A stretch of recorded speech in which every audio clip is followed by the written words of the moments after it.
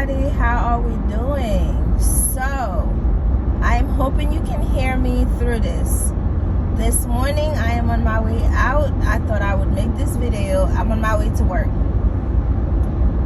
So I travel up to like 30-45 minutes to do jobs. It depends on how big the job is. If it's not, then I don't take it. So my advice to you is to not be afraid. Set your prices and stick to them. It doesn't matter if you tell a client how much you charge, whether you charge by hour or per room or per square footage. If your prices are set and you give a customer a quote and they tell you, you're too expensive, that customer is not your customer. You need to find the kind of customer you want, the kind of customer you need. Everybody has their own customer base, okay? So keep in mind, the business is yours.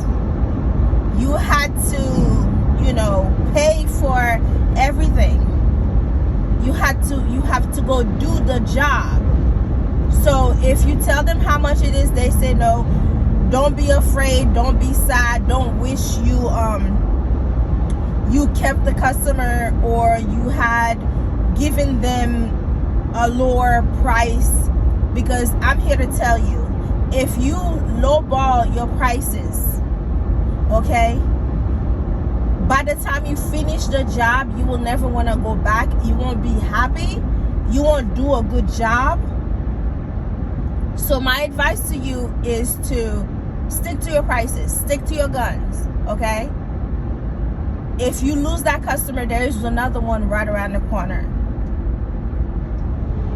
Because I would hate for you to, like when I first started, I used to do that.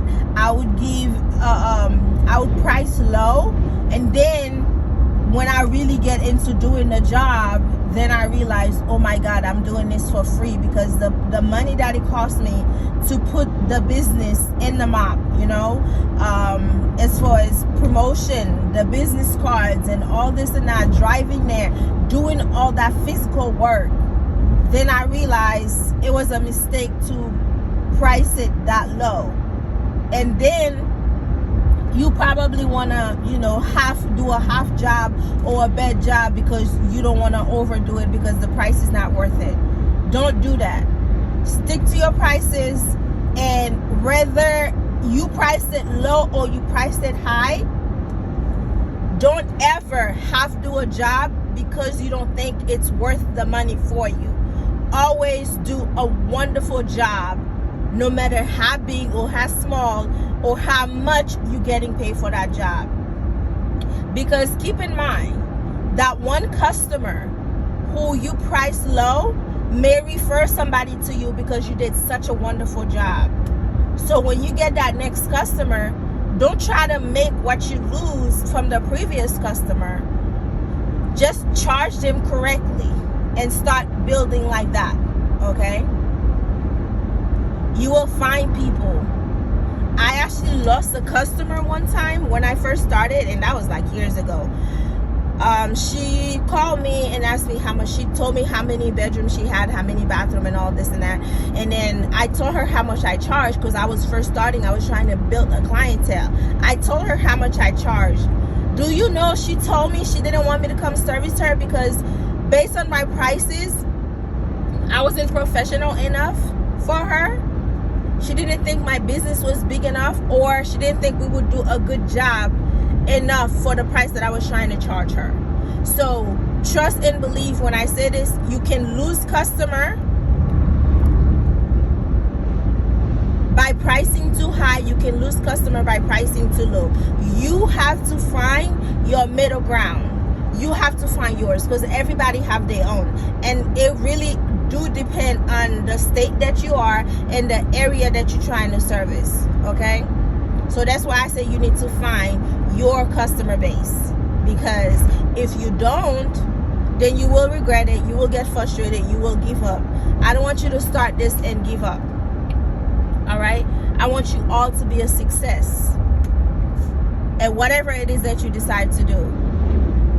So, do your research. Ask me questions. Whatever you need to know, whatever you want to know. If I have the answer for you, it is yours. You can ask me anything about the business, and I will share my experience. All right? That's why I started this. I wanted to be able to share my experience with everybody who's willing to, who needs it, really. All right? So, I'm on my way to a job right now. And I will try to, okay, so you cannot take pictures or do videos at somebody's house without their consent, okay? And even if they said yes, make sure they didn't change their mind, because you may find a customer might say yes and then change their mind, but don't want to tell you they changed their mind, so they might just not have you over again. So what I do is I ask the customer first. They said yes, okay? So I take my pictures, I take my video. I try not to take anything that can identify the home or their home. Like, oh my God, this looks just like so-and-so's bathroom. Oh my God, this looks just like so-and-so's kitchen. So I try to take it at an angle where nobody can identify it, okay? Because everybody has a refrigerator. So you can't tell me this person is the only one with a refrigerator, all right? So before I do anything with that picture or that video, I check with the client again to make sure, are you still okay with me using that picture or using that video I took of your home? And if they want to see it, let them watch it, you know, just to give them that peace of mind, because some people are very private.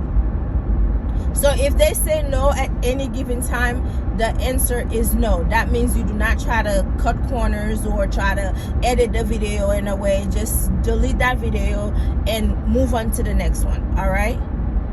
Because you are in their home. That is their safe havens. It's their home. They need to be able to trust the people that comes in there. And don't try to be sneaky trying to take video or pictures and posting it, because it is not worth it. So ask questions. Ask if it's okay. Double check, triple check to make sure that it is okay with the customer. All right. So I'm going in. I'm going to see if it's okay with my customer, if I do some pictures or video. If it's not okay, then I will do something else for you guys later. So thank you for listening. Have a wonderful day. Be safe out there.